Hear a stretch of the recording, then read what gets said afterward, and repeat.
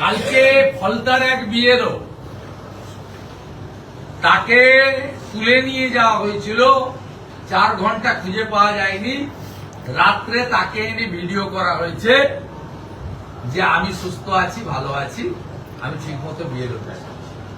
তার বাড়ির লোকই সব জায়গায় অভিযোগ করেছিল যে বাড়ির লোককে খুঁজে পাওয়া যাচ্ছে না, তিনি বিয়ে। কালকে ফলতাতে স্টেট অবজারভারের সামনে 17 জন বিএলওকে জয়েন্ট ভিডিও এবং ভিডিও সানুবক্সি সাদা খাতার ভিডিও সাজিয়ে নিয়ে গিয়ে বলিয়েছে।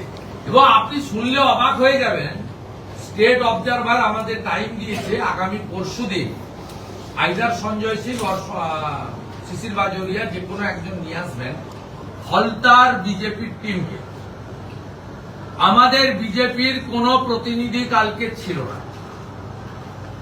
একজনকে বিজেপি সাজিয়েছে, একজনকে সিপিএম সাজিয়েছে, একজনকে কংগ্রেস সাজিয়েছে, দিয়ে অল পার্টি মিটিং করে দেখিয়ে দিয়েছে যে এভরিথিং ইজ গুড এবং স্যাটিসফ্যাক্টরি ম্যানারে সব কাজ চলছে।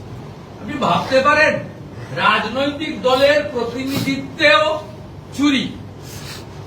এরা চুরি করতে বাকি রাখেনি, চোখ চুরি করেছে কদিন আগে বারাসাতে। আর কালকে ফলতাতে রাজনৈতিক দলের প্রতিনিধি চুরি করেছে।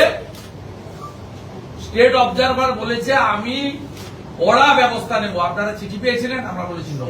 আমাকে ডিস্ট্রিক্ট প্রেসিডেন্ট ফলতার যিনি ইনচার্জ মধুদি আছেন তারা জানিয়েছেন বিজেপি কোনো চিঠি পায়নি, মেলে হাতে কোনো চিঠি পায়নি। সেকেন্ড হচ্ছে বিজেপির কোনো প্রতিনিধি কালকে ছিল না। কংগ্রেস সিপিএম এর বিষয় আমি বলতে পারবো না, ওরা বলতে পারবে। বিজেপির কোনো প্রতিনিধি ছিল না।